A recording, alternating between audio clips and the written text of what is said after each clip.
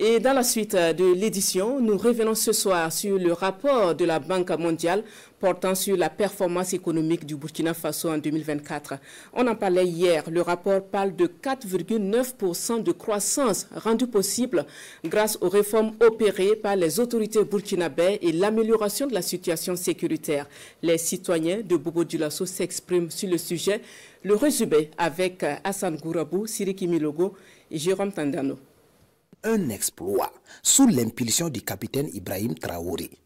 C'est la quintessence de ce rapport de la Banque mondiale publié le mardi 22 juillet 2025 à Ouagadougou. 4,9% de croissance en 2024 contre 3 en 2023.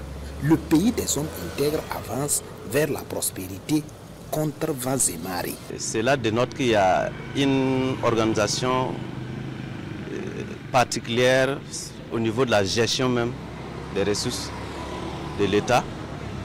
Cela montre aussi à quel point ces gens-là travaillent dans le sérieux. Une publication faite par la Banque mondiale qui vient vraiment confirmer tout ce qui se fait sur le terrain. Franchement, c'est avec beaucoup de joie que nous avons accueilli la nouvelle. La dynamique agricole a été très bien maîtrisée aujourd'hui. Alors donc, ça va de soi qu'on sente vraiment un retour sur la vie des populations. Et aussi, vous avez la bonne maîtrise du secteur minier. Une performance, fruit des réformes en cours dans tous les secteurs de développement. Aménagement de barrages, distribution de matériel agricole, subvention d'intrants. Autant d'initiatives qui traduisent la volonté de faire du secteur agricole un véritable moteur du développement. Je crois que tous les Burkinabés doivent être fiers et reconnaître que la souveraineté dont on parle là, c'est possible. On peut réussir sans les autres. La guerre a ses secrets, voilà, de permettre à chaque État de découvrir les talents cachés. Parce que la guerre impulse des valeurs. Alors donc, la plupart des États, vous voyez, les États les plus développés ont connu leur développement à partir des situations conflictuelles. Il faut donc fournir des efforts afin de pérenniser cette dynamique aux indicateurs encourageants. L'institution de Bretton Woods s'attend d'ailleurs à un bond au-delà des 5% de croissance d'ici à 2027.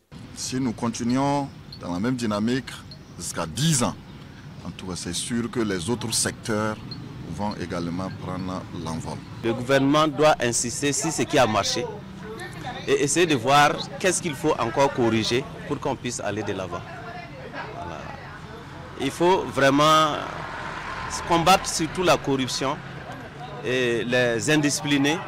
La vision est là, la volonté aussi.